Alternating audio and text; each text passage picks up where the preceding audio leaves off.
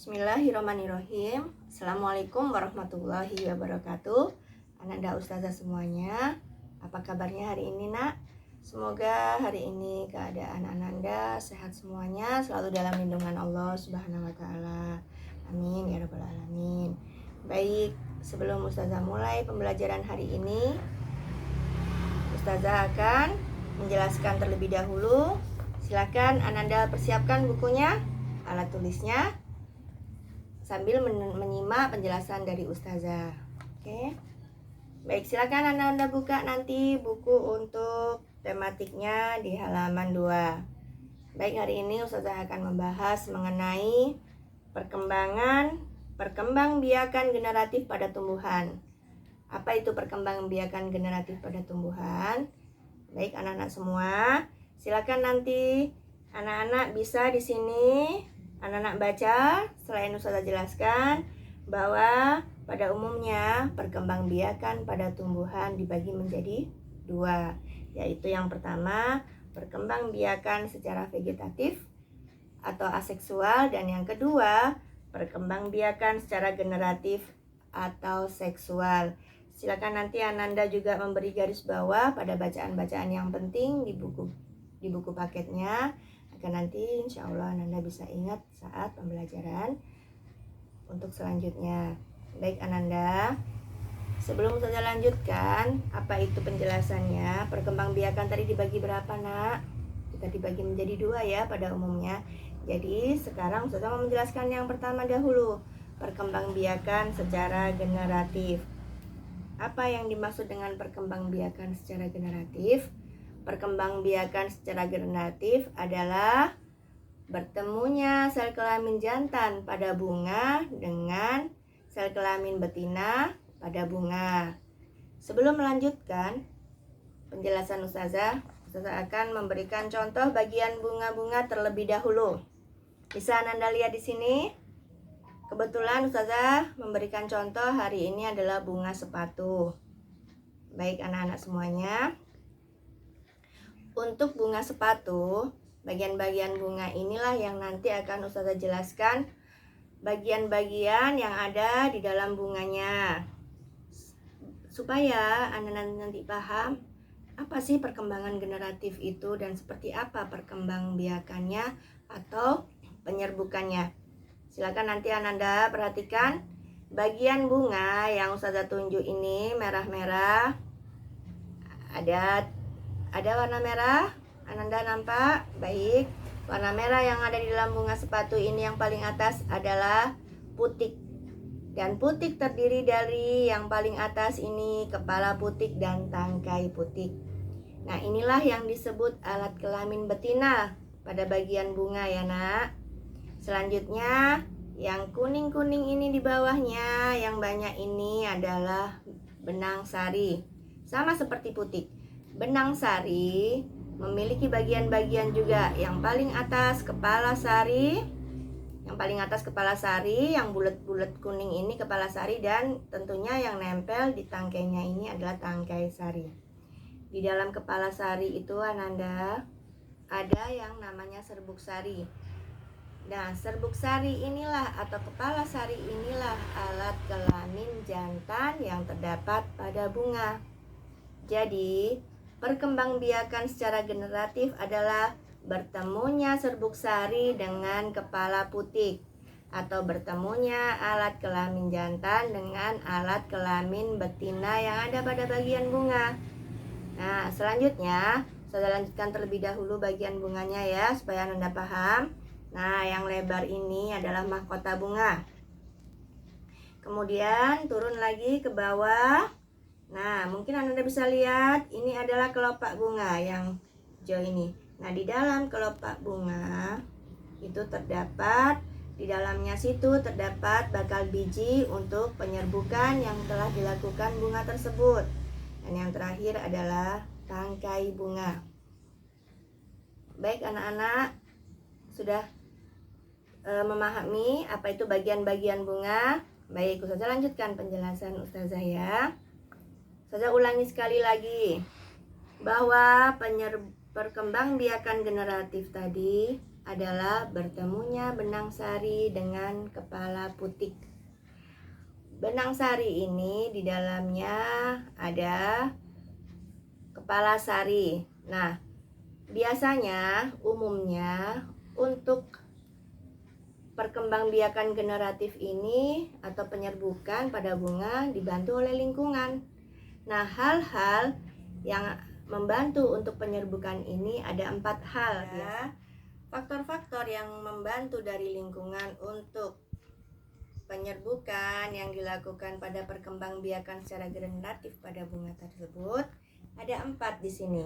Nanti Ananda bisa memberi garis seperti yang Ustazah contohkan. Apa saja?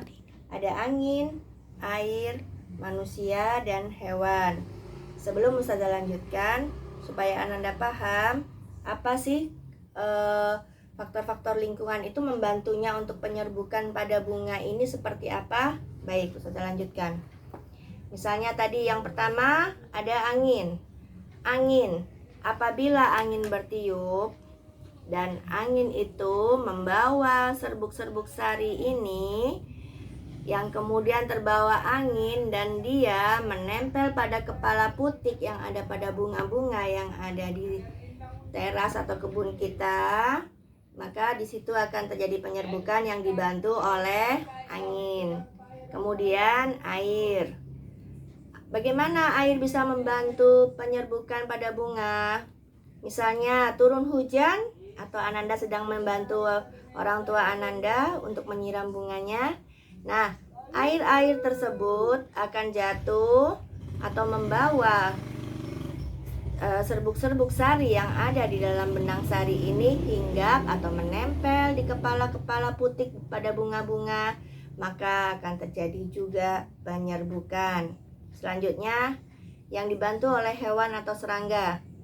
Anak-anak pernah lihat bukan bahwa kupu-kupu, kumbang, capung senang sekali hinggap di atas bunga.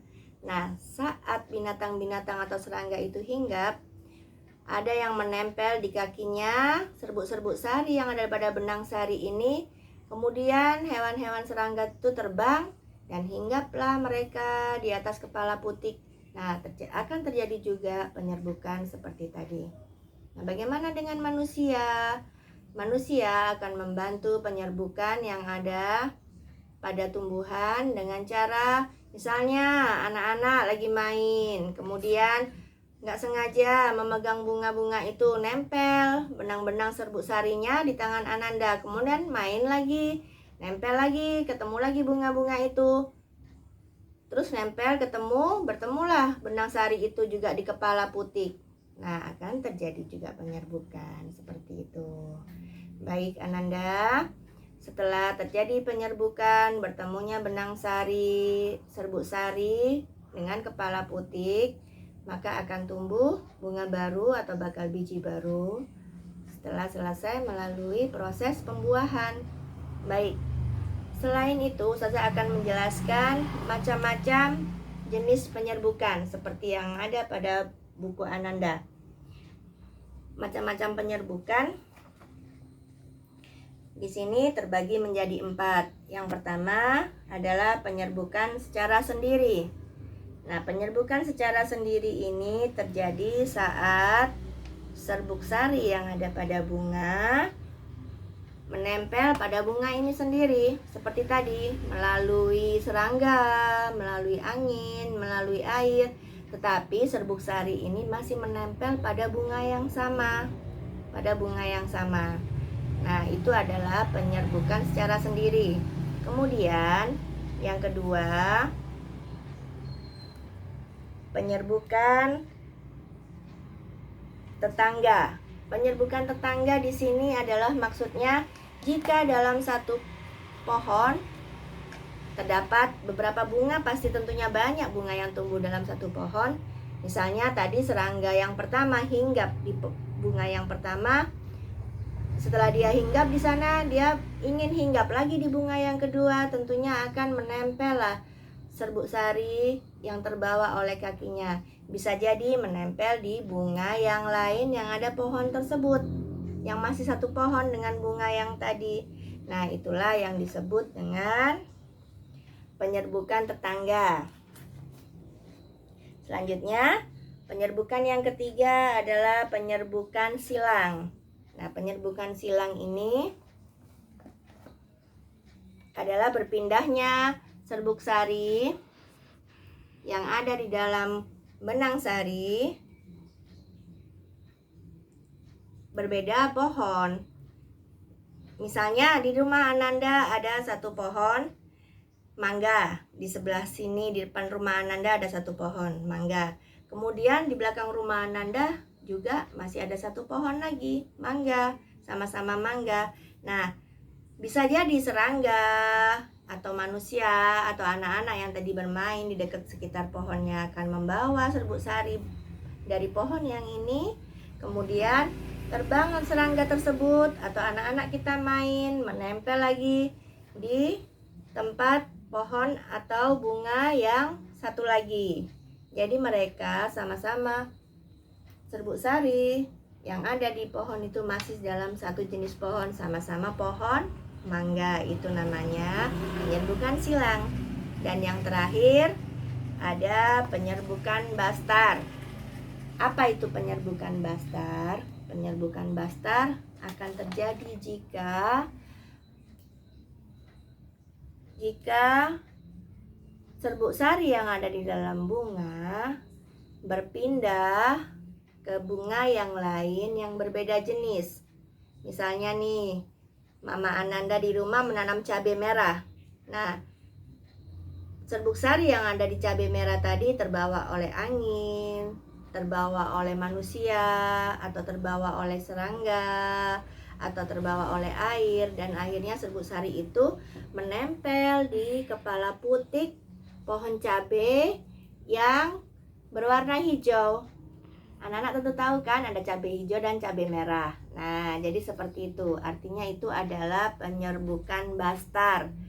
Dia sama-sama cabai, tetapi serbuk sari dari cabai merah terbawa atau dibantu oleh lingkungan menempel ke putik yang milik cabai hijau. Itu adalah penyerbukan bastar. Jadi itu saja untuk penjelasan Ustazah hari ini. Sebelum Ustazah tutup, Ustazah review kembali pembelajarannya supaya Ananda lebih ingat. Jadi tadi untuk perkembangbiakan pada tumbuhan terbagi menjadi dua, yaitu perkembangbiakan secara vegetatif dan perkembangbiakan secara generatif. Yang hari ini kita pelajari adalah perkembangbiakan secara generatif. Perkembangbiakan secara generatif adalah bertemunya benang sari yang ada pada bunga atau pohon terhadap kepala putik yang ada pada bagian bunga.